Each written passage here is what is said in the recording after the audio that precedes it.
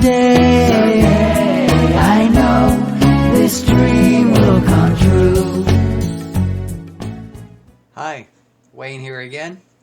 I wanted to get back with you on the behind the scenes video for the Inside My Dream project. And I think today what I'd like to do is talk about the tracking on a song. And the tracking would be basically the recording of it, how all the individual parts fit together into a cohesive song, how it begins and how it gets added to and finally mixed together into the final product.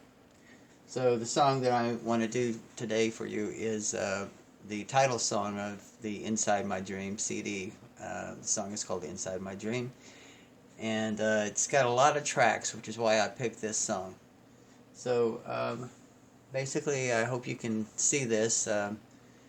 Each individual strip here is a track on the song, and there's even more than you can see on this screen. I don't know how many there are, but I would guess maybe about 30 or so. So the first thing I do when I am going to begin a new song, is, of course I work it up on the acoustic guitar, and then I work up the melody and the lyrics and everything. And then I really just dream on it. I lie in bed, half awake, half asleep. I kind of imagine the way I want the song to sound. And then eventually I start hearing the different instruments that are going to eventually be in the song. And so I don't know how many people do it that way. That's just the way that I feel comfortable with doing it. But eventually I can hear pretty much the whole song finished in my head before I ever do any recording. The first step, once I get down in front of the computer, is to figure out what the tempo is going to be. And to me, that's a really important aspect of the song. You can't really change it later, so you got to get right the first time. And I tend to probably play it a little faster, because I found that sometimes if I get what I think is the right tempo, later on in the song I go, this is dragging. So I tend to bump it up a couple of beats per minute over what I kind of feel is the right tempo, and it's worked out okay. So to do that, I add a click track, and in this song, this is the click track here. I don't know if you can hear, it's 1, 2, 3, 4. 1, 2, 3, 4. So the one beat is accented. That's the louder beat. And so I just sit down with that click track, and then I play a guitar part, and that's the beginning of the song. Let me see if I can find the acoustic guitar.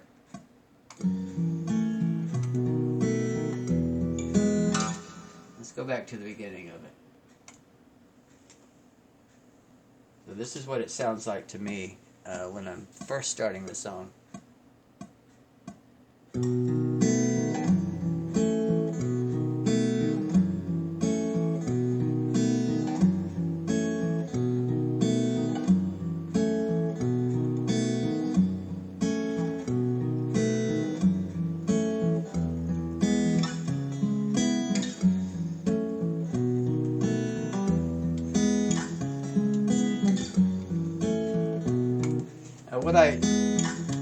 What I just switched to right here on the screen is there's two different views that you can have. One is the view of all the tracks, and it has a fader, and it has where you can pan it to right or left, and it has effects and everything.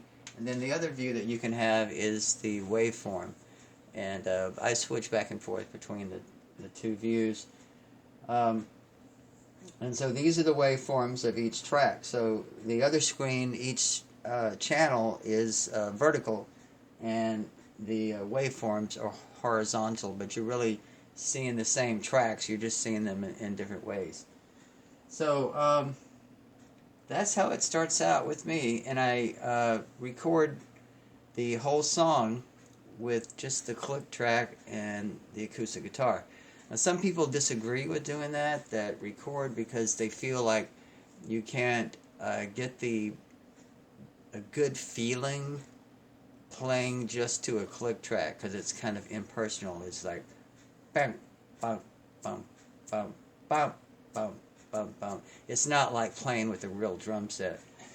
I understand that, but I have had enough experience in the studio to where I'm able to imagine as if I was playing with a full drum set, and just listening to the track to play the guitar part. So I don't feel like I lose anything by playing just with a click track, but I don't fault anybody for wanting to lay down like a kick and snare or some other sound that sounds more natural when they're recorded.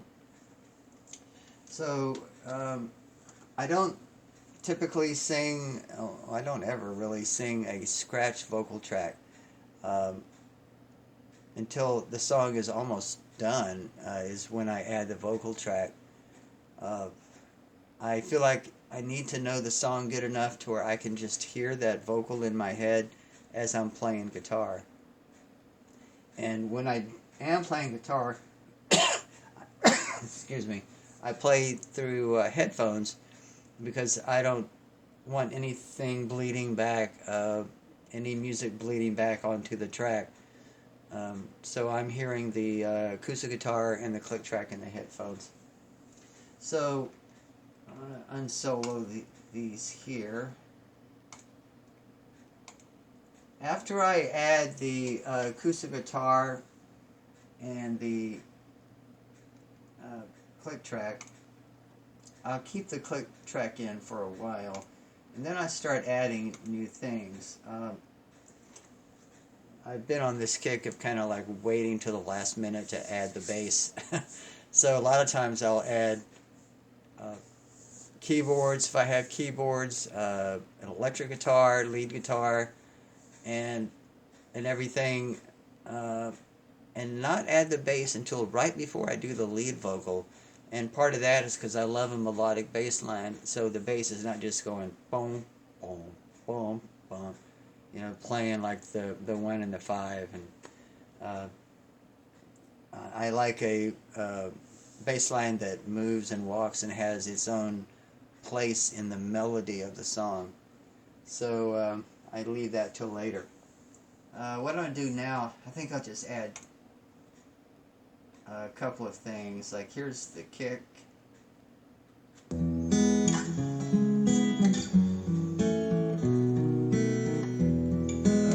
Here's some percussion.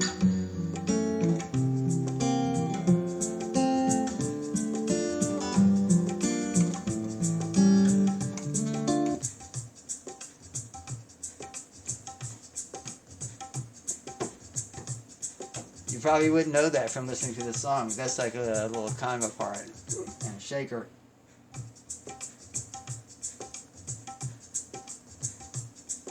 And the drums don't even come in till later on in the song, so there actually is no kick right now.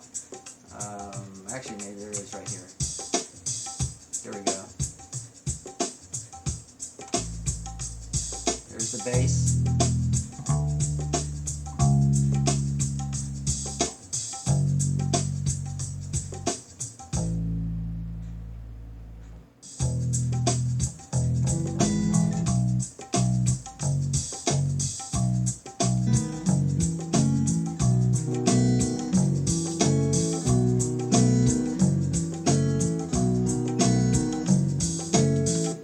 Go back to the beginning so we can kind of hear how everything develops. By the way, this has a harp in it.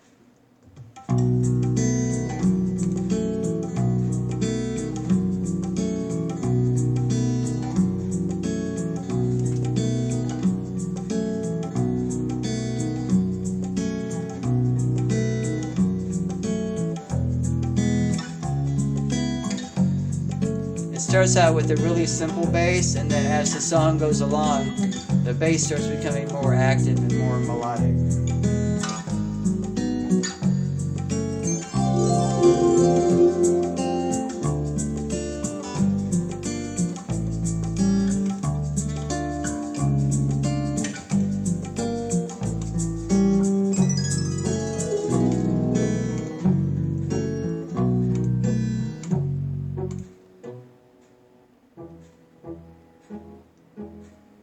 There's some cello parts.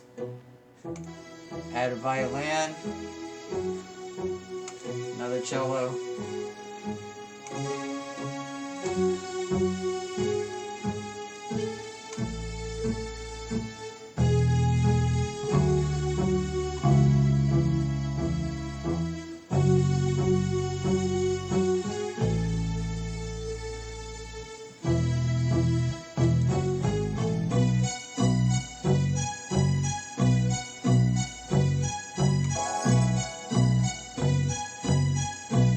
So that was just the violins and the cello and the bass guitar, and I put a little harp in it at the very end.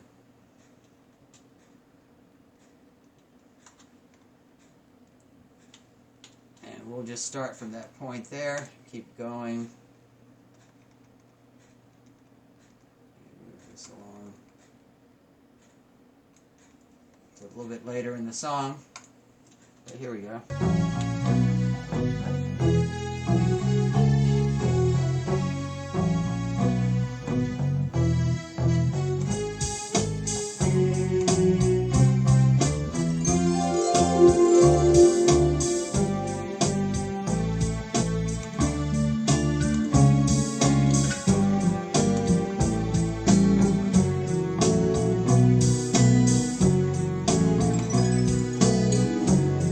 It's starting to sound more like a song.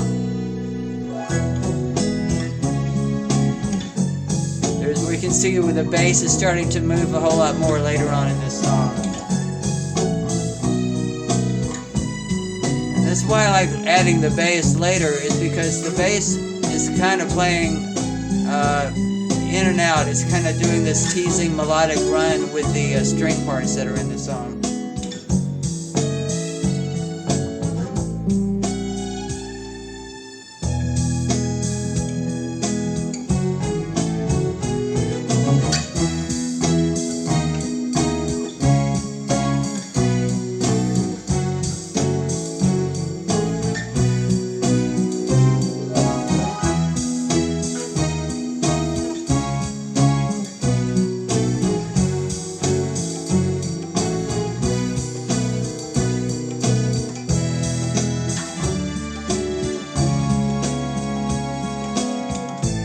So it's pretty much that well developed before I even add any vocals to it.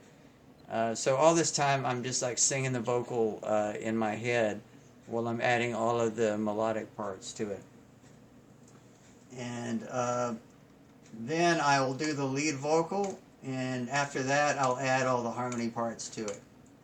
So let's go back, and I'm going to unsolo all these instruments that I did, and I just give you a good idea of everything all at one time with the vocal part.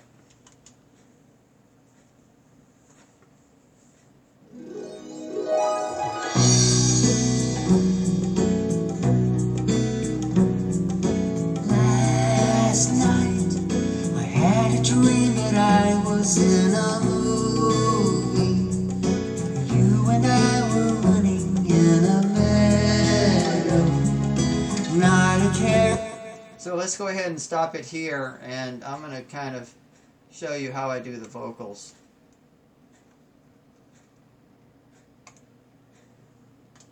So I'm going to start out with the lead vocal. The lead vocal I do have an effect on. It's kind of like a delay and some reverb. I don't like to use a whole lot of reverb and delay on this song. It kind of needed a spacey feeling, so I did add that.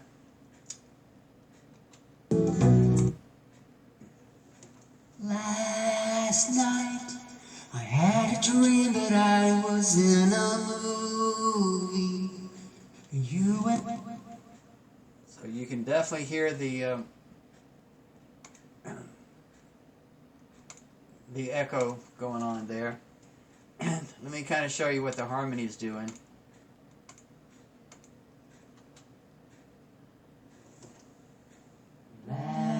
last night movie. So it's only picking out certain words to add the harmony to, like last night movie. So it's got that low harmony in it, then it has a higher harmony too. We'll start from there. Movie. Meadow. Meadow. So it goes up a little bit. Meadow. Your love. The cloud was in my eye. We said goodbye, and it was gone. So I like to lay down the kind of the bass vocal first, because that kind of gives it some support underneath. And then you could see that a higher vocal came in. Cloud was in my eye. We put everything in here. Meadow, not a care, we were so much in love. Then a cloud was in my eye, we said goodbye, and it was gone. So there I was, all alone again. That's a key change right there. Wanting for the dream to never end. Watching the rain begin. Filling up my heart, tearing me apart. I'm missing you. Wanting to be back inside my dream.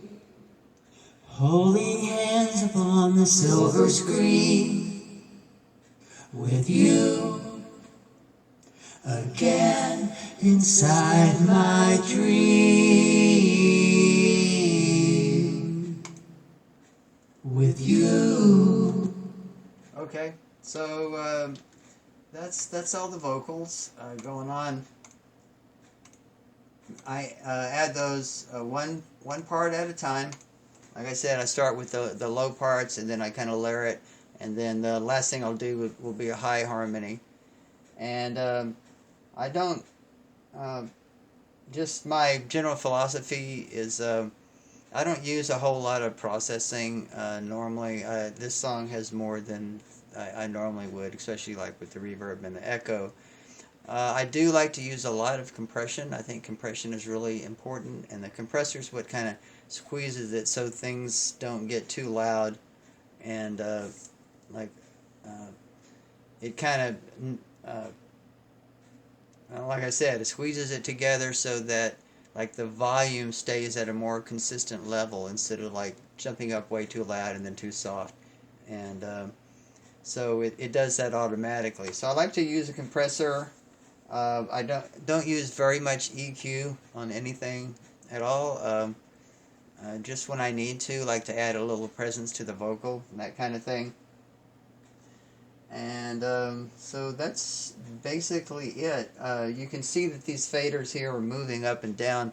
That's the automation. So, you know, the cool thing about Pro Tools and most digital audio workstations is that you can change the levels automatically without having to make changes yourself through the whole song. With you inside my dream.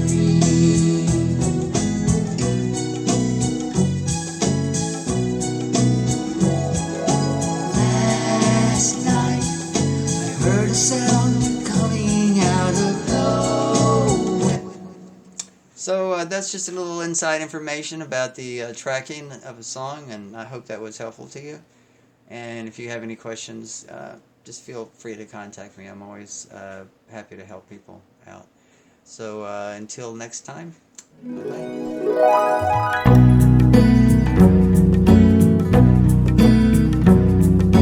Last night I had a dream that I was in a movie. You and I were running in a meadow. Not a care, we were so much in love. Then a cloud was in my eye, we said goodbye, and it was gone. So there I was, all alone again, wanting for the dream to never